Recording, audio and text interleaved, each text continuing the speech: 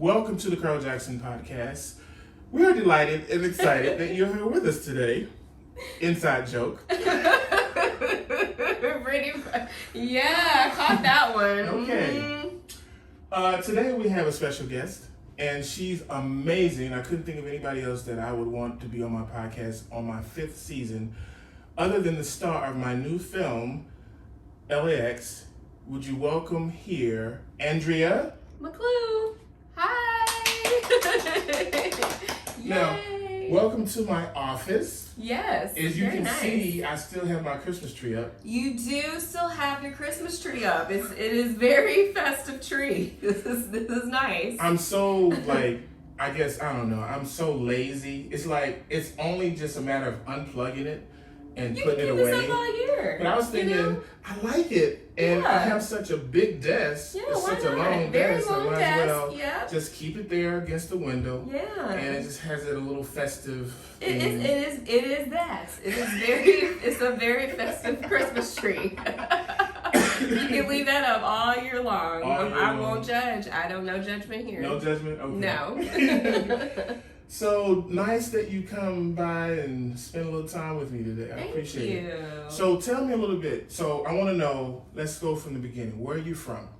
Yeah, so I'm from Houston, Texas. I actually grew up in a small town called Lake Jackson, Texas. Nobody really knows, I think, about that unless you're actually from the Houston area.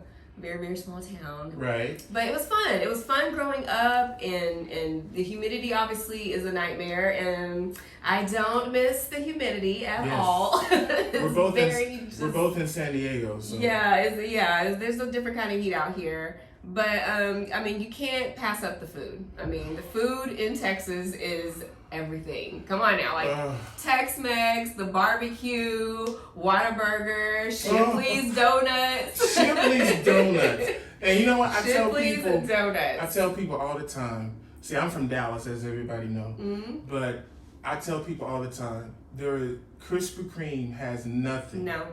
On Shipley's Donuts. Would you please tell people that? Because they don't get it. Like Shipley's, I don't know what it is, but I wish they would expand past. You know, it'd be nice if they expand past. Why don't they expand? I don't know. Okay. I don't know it's why they don't like do it. It's kind of like the whole Roscoe's Chicken and Waffles. Waffles. Yeah, it's just like a hidden gem that's only in Texas. Right. And if you ever get to visit Texas, go check out Shipley's Donuts. I'm telling you, it will change your life. You will literally want to fly in and just get Shipley's Donuts because they're the best hidden gem in Texas. Like, I don't know what it is about their sugar and batter, but it's off the chain. So amazing. And their chocolate-filled donuts are everything. They're warm and like gooey chocolate. I don't know, y'all. Making me hungry. You're going to make me want to get on a plane and give me a cup of donuts. It's making me hungry. But yeah, I had a really good, fun time growing up in Texas. It's very, nice Southern hospitality, and it was just a fun time growing up in my life. I am a Texas girl at heart and probably always will be. The one thing I miss being here in San Diego, and I'm sure you can attest to this, is it's not a great choice of food out here. Not like Texas. Not like Texas, I'm telling y'all, the food will change your life. Like, it's so good. But you don't eat a lot anyway. You're so tiny and small. Yeah, don't let this fool you. I eat, okay? That's funny. I don't know, where's the camera? Where I can look at the camera talking about I eat a lot, okay? I'm not lying. That's funny. Oh, no. This one now, when I have gigs or a movie coming up or something, then obviously, I have to work out and stay in shape and eat the healthy stuff. But for the most part, no, I eat, honey. Wow. So how did you get started in pageantry? Is that what they call it? Yeah, pageantry. I would say it's called pageantry. So how did you get started and what made you want to get involved in that? Yeah, that's a good question. So I really just wanted to try to make a difference in my community. I'm a military spouse, so I do a lot for military families and advocate. And I was like, what else can I do to kind of just bring myself out there to the forefront? And I used to love pageants growing up. I just wasn't a girl that did them. I was very tomboyish. Mm-hmm. I used to actually sew or help my friend out with her, like she was a pageant girl. I was always the girl in the background, just kind of like helping the girls get ready and get dressed. Right. And yeah, I pretty much just kind of helped her out. And then she just kind of told me one day, why don't you try and do pageants? Why don't you just do it one time? You know everything about it. And I did it one time, and I won Miss Congeniality, and I was third runner-up, and I took it like it was the crown. Wow. And I was hooked ever since. Wow. So I did How old were you when this happened? I was 15 years old 15. when I first started doing pageants, and I took a break. I did them for like a couple of years, and just went on hiatus for a very long time. And I had no idea there were Mrs. pageants for married women. Had no idea. And so I was like, what? I can still do like pageants and still kind of do things in my community and let those two collide. And yeah, I just kind of got back into them again. Wow. Yeah, and I did 7 tries, people. 7 times I tried to win one title. It's not easy, actually. People think it's just a bunch of... So that's like 7 years, right? 7 years. Wow. Yeah, I did 7 years competing to hopefully get one state title, and it finally happened for me. I won Mrs. Hollywood when I got here in 2017. Oh, wow. Yeah. You won Mrs. Hollywood in LA. I was Mrs. Hollywood in LA. Mm-hmm. So how many have you won, or how many have you entered?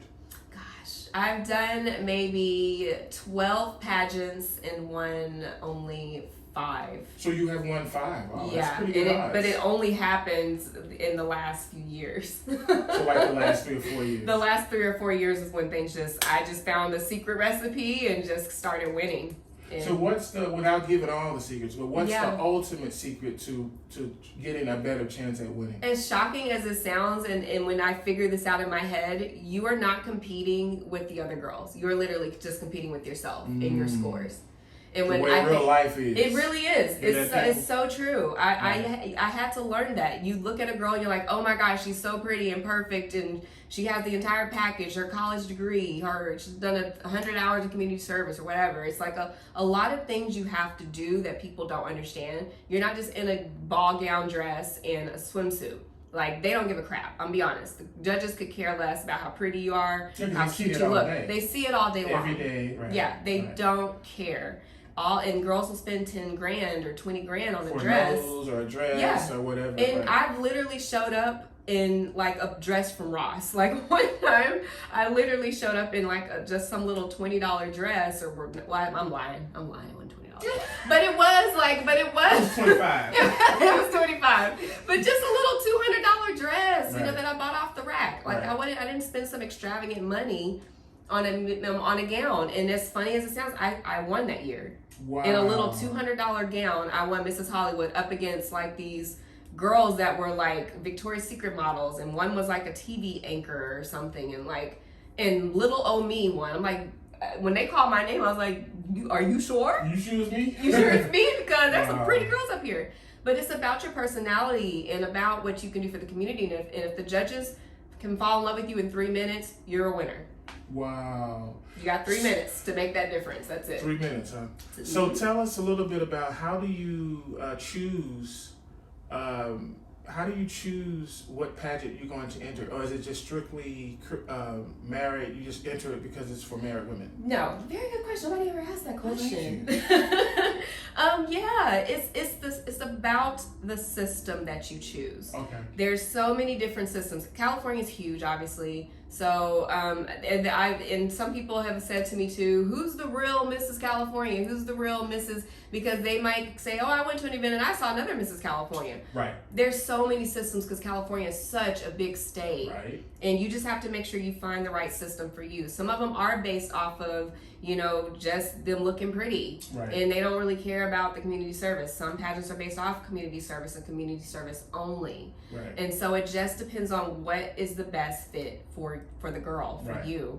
And the system that I'm currently in is kind of a little bit of both. They want to see a girl that has the entire package, that you really care about what you're doing in your community, that you are involved in some sort of program, which I am. I'm the spokesperson for the Armed Services YMCA in San Diego.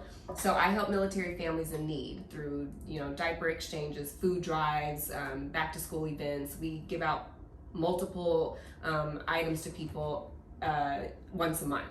and we house over 100,000 military families in this San Diego alone. That's amazing. Yeah. So yeah, it's really good, and I really do care about my community. I really, really do. So I dedicate a lot of my time to that. So as long as I'm able to spread awareness about what the needs of military families are, then that's pretty much my way of saying, hey, I want this system to know this is what I want to do for you for an entire year that you get the title. There's a lot of military people that we don't know that go through those tragic or I should say hard moments. Tell us a little bit about that. I mean, is it so bad that sometimes they don't have food or enough money for utilities? Like what? Yes. What So exactly is it? because California is so expensive, it's one of the I think most expensive states in our country, honestly. Yeah. And I think it's number 2 next to New York. It's insane. Yeah. So if your husband is high ranking, it's not as bad. You know, it isn't. But for the lower ranked military, it can be difficult to come here and move here, and the sticker price of rent, and then you have to pay for food and groceries and so many other things. They just need a little extra help.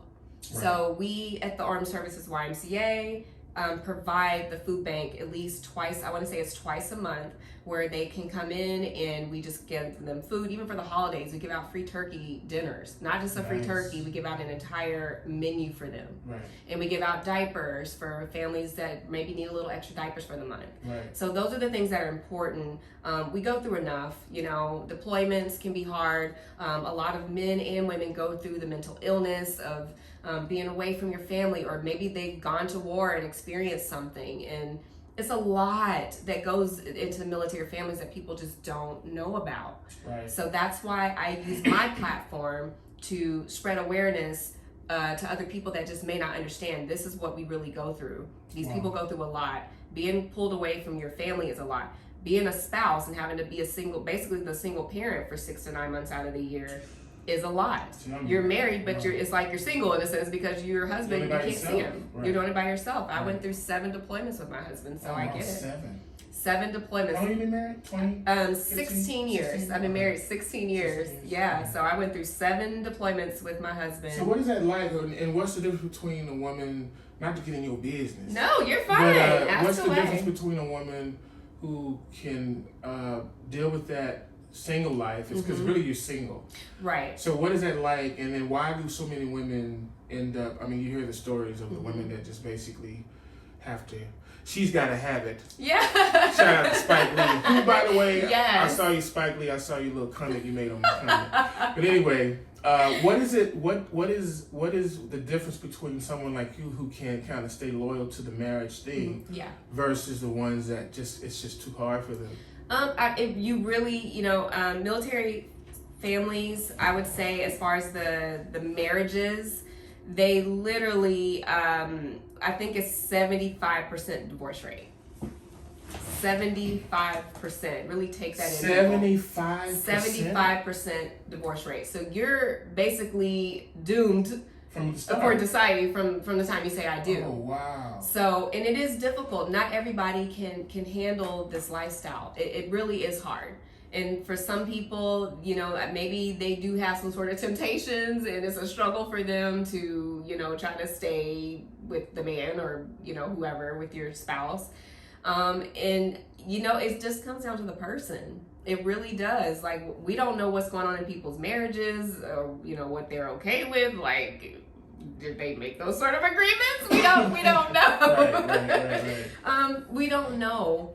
But you just have to tough it out. That's the only thing you can do. At least we have, FaceTime if you're in an environment where you can FaceTime them. Obviously we can email and text them a lot more than we used to 16 years ago, and it doesn't even sound like, like I'm talking like I'm in the olden days or something. But we used to have to write letters because we couldn't really talk as much through email and things like that. The ships were not equipped with that type of technology back then to be able to send them out as much as we do now. And so it does help. FaceTime is like the best thing they could have invented for deployment situations, because I can talk to him whenever I want to. Is he away now? Is he away now? No, he's here. Thank God. Here. Yeah, he's here. He got back last year and has been home ever since. And where did he come from when he was? So he's been to Bahrain. He's been over in oh gosh, I can't really say half the places he's been. Technically, we're not really. Some places I just don't know. Like sometimes I didn't even know. Let's say he was gone for like a couple of weeks, and I didn't hear from him at all. Right. There was something that, unfortunately, a very tragic situation that went down in Singapore. Unfortunately, one of the ships lost some crew members, and we saw his ship on the news, but we had no idea. I think I saw it on the news. Yeah. And you want to talk about scared to death? Because you don't know. I had no idea. I didn't hear from him for 2 weeks, and I'm like, why is his ship on the news? I was like, that's not his ship. That it just those things go through your mind. I got family members crying and calling like, is he okay?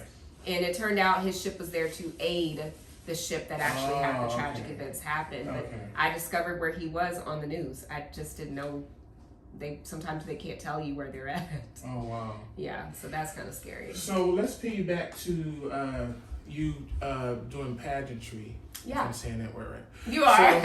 So, make sure I'm splitting verbs. Yeah, you're fine. So one of the things that I noticed that I like when I'm working with you in film is your dialect is impeccable. Oh, thank you. It is so amazing. And what I noticed when we shot our first film together, Strong Black Woman 2, go check it out. I noticed that you had this kind of very regal,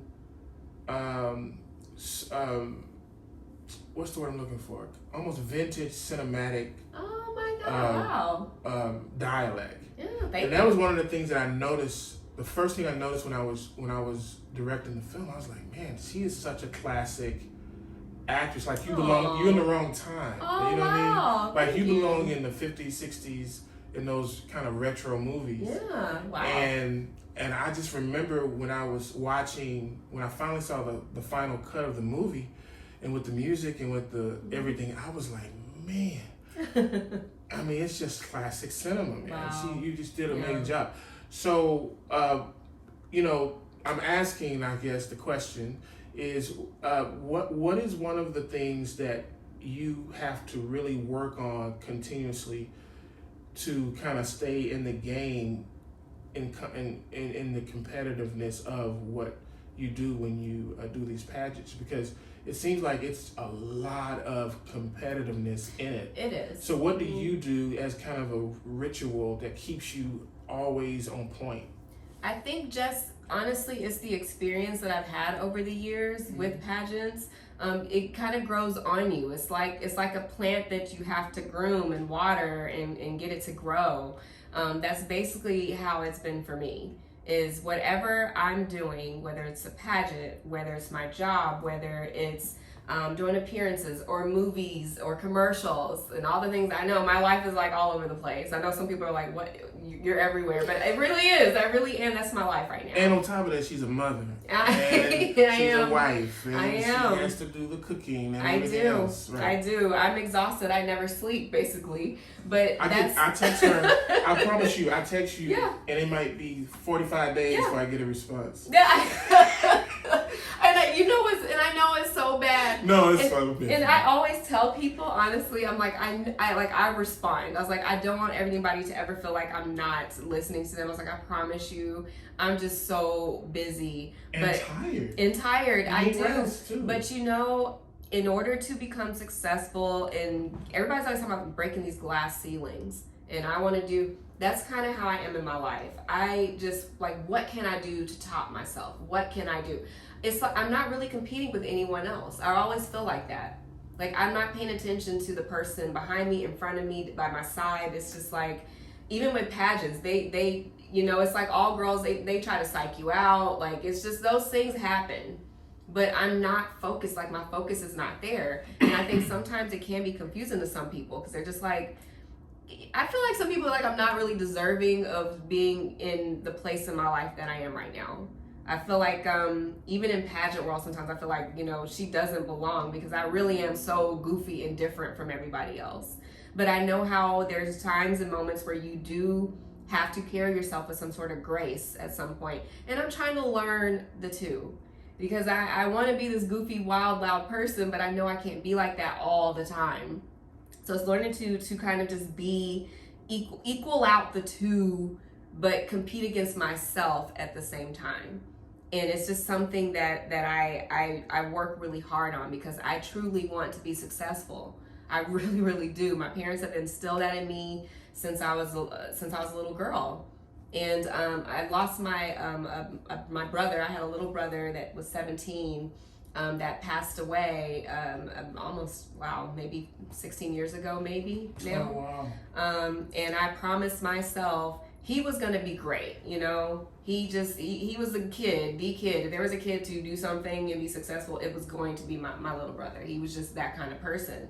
So I promised myself that I'm going to do that for him, not only for me, but to do it for him too. So maybe that's why I work double time when I'm doing everything, because I truly want to work hard to make sure that I get to the place that I want to be. And I really, really do want to make it in this industry. You're doing a great job. I mean, you already, in some instances, people would say you've already made it. I don't think you, but you know what I've learned? I feel like I have. I think I have to take that back. I think that most people who have made it don't ever feel like they've made it. And it's because you are not focused on the making it part, you're focused on the work. Thank you. Exactly. Because I know get it. That's so true. Because the work ethic does what you find out is, as you get higher, at least from my perspective, the work ethic gets heavier. It does.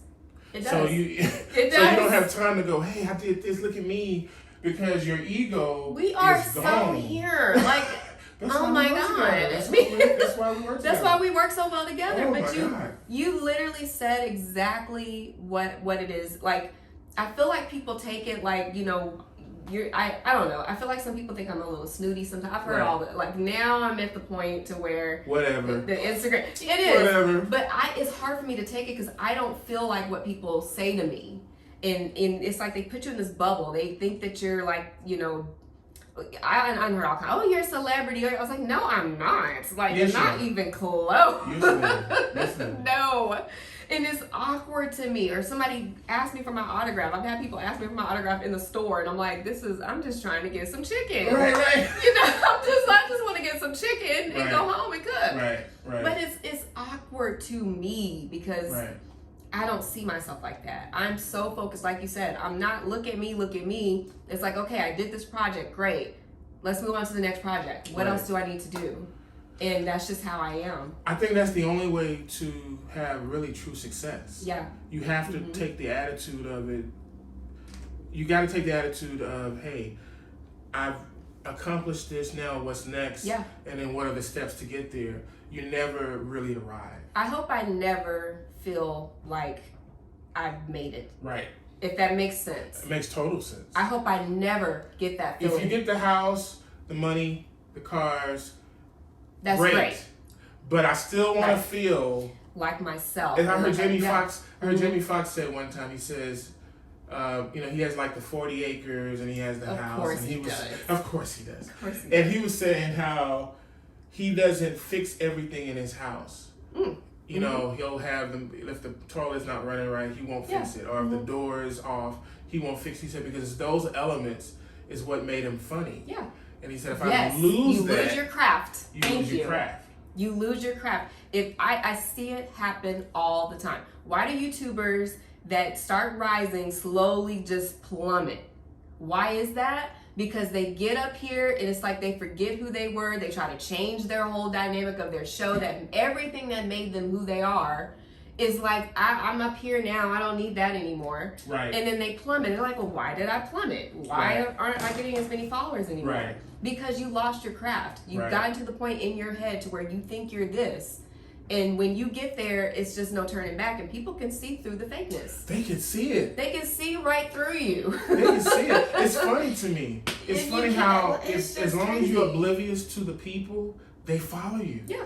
They love you. Yeah, it's weird. But the minute you know they're there, they go away. Yep. And that's why I don't want to ever get to the level where I feel like, if, like you said, now I'm not saying, right, I'm not crazy, right. okay? Right. I do want a little bit of chunk of change, a little car and the house and the whole bit. Right. But I don't want to ever feel like I've made it. Right. Because I'm going to lose the craft that made me who I am, and I never want to lose that. You want that magic to sustain. So let's talk about the movies. Let's talk about our movie Strong Black Woman 2. Because we never really talked about it on the podcast. It just came out. Yeah. It's doing well. Yeah. Been doing very well. Mm-hmm. What was that experience like for you, working on the movie, working with me, working with Kyle? Yeah. What was that like? I mean, I was a nervous wreck, I'm gonna be honest. A nervous wreck. It was my first time doing a movie. Didn't know what to expect fully. You tell the director you know what you're doing, but do you really know what you're doing? That's just how I felt. Right. And I wanted this so bad, and I worked so hard to try to make sure that I can get it. So, and Kyle's amazing. Amazing, actor, amazing performer, singer, everything. And I love the fact that he was able to turn off who he really is. Yeah. And to become the man that you needed for the part. That's why I casted him. I could not believe how much he could turn it on and off. I had it was crazy. It really was. And there were times where, first of all, we had very good chemistry together.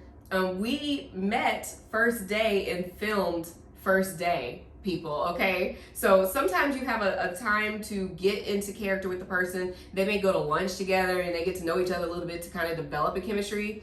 That's what I love so much about the way we did it, is because we literally, people thought we were together. Like, I had family members like, y'all look like y'all are a real couple. I'm like, literally, we had to do everything same day, like meeting him and knocking out some of the scenes. Yeah. So the chemistry was just there right away. We had like a 5-minute conversation, and then the rest was just like, okay, I got this, you got this, we know what we're doing. Let's do it. Let's do the damn thing. So we did it, and so he was great, and he's so funny. Like, some of the couch scene, everybody told me was just like. He when I was looking at the dailies for that, I was shocked at the choices he made that we didn't even see when we were filming it. And then when I was looking at it, I was like, oh, he's so smart. He knew that I needed to have different choices to make. And it would totally change the dynamic of the scene. It was great. Like, I was like, and I would just go with him. I'm like, okay, we're gonna have to just go with this. I'm gonna go with it. But he was cracking me up the entire time. I knew the scenes were working when I saw how, I told him, I said, look, I wanted it to look like you are kind of jealous that she's, and he pulled it off. He pulled it off. So much so that I just could not stop laughing. Like, I couldn't, I remember us doing a lot of takes because it was just, he had me cracking up. And the very volatile scene in the movie where I find out that he's like cheating on me. Or no, he had a girl in his phone. Right. He had a picture of some girls in his phone, y'all, okay? And so any woman knows how that goes, okay? And that was just... Let me tell you, that volatile, what you guys did in that scene, and a lot of people ask me, why did I make that scene so long? But at the same time, they said, but I couldn't turn it off. You couldn't. And that was why, is because it was such a pivotal part of the movie. Yeah. And it worked. Yeah. If it doesn't work, then you can't do it. But if it works, you can't cut it. You have to keep it moving. Yeah. And let that energy and just let it flow. Yeah. And I was pissed the whole day. I remember showing up on set. I didn't talk to anybody. Like, Carl thought something was wrong with me. Like, is she really mad? I was like, I had to get there because I knew that was going to be a very tough scene. And I gave it my all. Kyle gave it his all. And by the time we were done, literally both of us were on the floor. Like, we were both laying on the floor, completely exhausted. Yeah. But we gave it our all to make the scene what it was in the movie, and it was just so good. It was so powerful. And I watch it now, and I promise you, if I turn that scene on, the movie, but if I turn that scene on, I have to watch it to the end. I don't know what it is, but I have to watch it to the end. And I did it. And what's crazy is, I don't even think about that I directed it. I'm just thinking it's a movie. Yeah, I know. It's insane. It's insane. Like, how that's when you know it's not, that's when you know it's good. When you can go, it's not me. Right. I didn't do this. Now it's just really the magic doing this. That you happened. know, It was we created really the what it atmosphere, was. and then the magic happens. It was great. Yeah, Strong Black Woman 2 will always be like near and dear to my heart. Like that's like the one that started it all. The one that started it all. Yeah. And I'm just grateful to you. I'm grateful for the opportunity. Carl's amazing. He just is. And I'm just grateful that you took a chance on me to allow me to portray this character and be in your film. So let's talk about this latest movie as we try to wrap this up a little bit. I can talk to you. I can talk to you. You know, you and I can talk. I know, hours. Hours.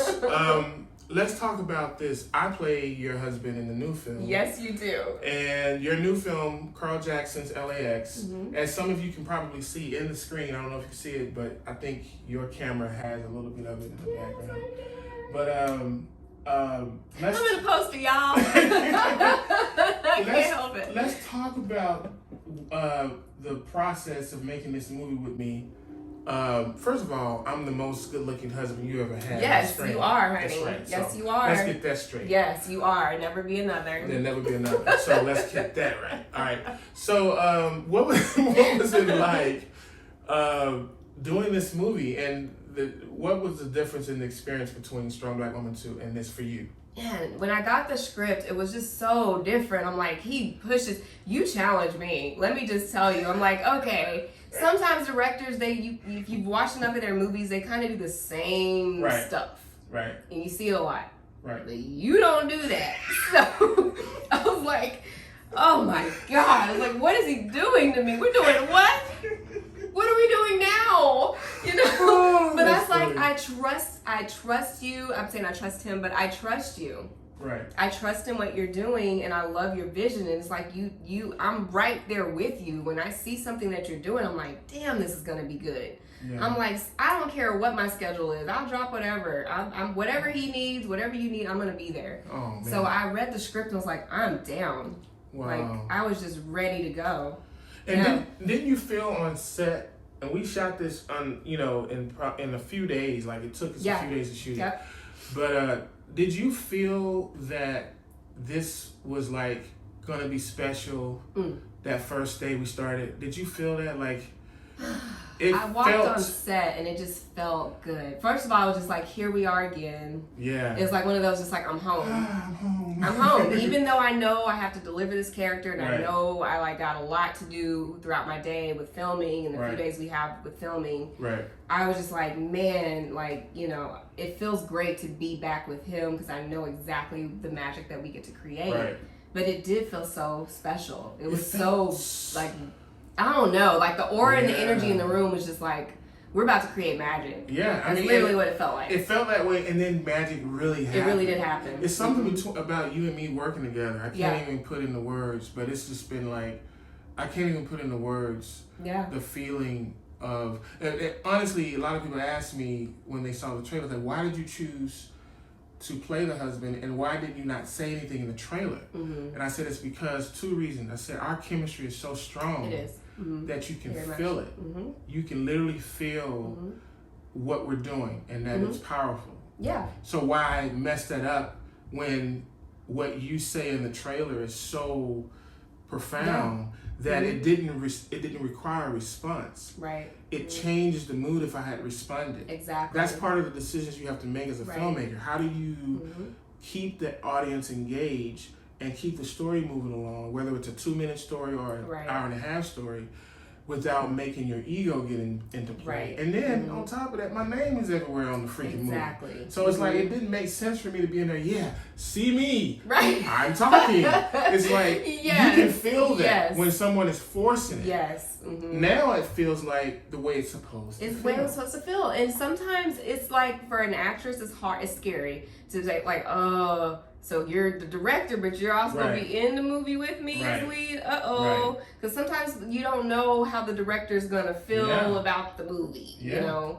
But I didn't feel that way with you. I took your direction on everything you would tell me, and some of it I didn't have to. It just flowed. I felt it just flowed. I was casting other people to play your part. I even found some white guys that were amazing. I found some Spanish guys. I found some black guys, but nobody I didn't think could pull off what I was thinking. Right. Well, thank you, Miss Andrea McClew, for doing my podcast Thank today. you. I really appreciate it. You have been a dream to talk to, a dream to work with in my films, and I plan on working with you for years to come. Yes, that's the hope. I really hope we can work together. You know you got me no matter what, so I'm always here. You say something and let me know when the project comes up. I'm here for you. Yes. Carl Jackson Podcast.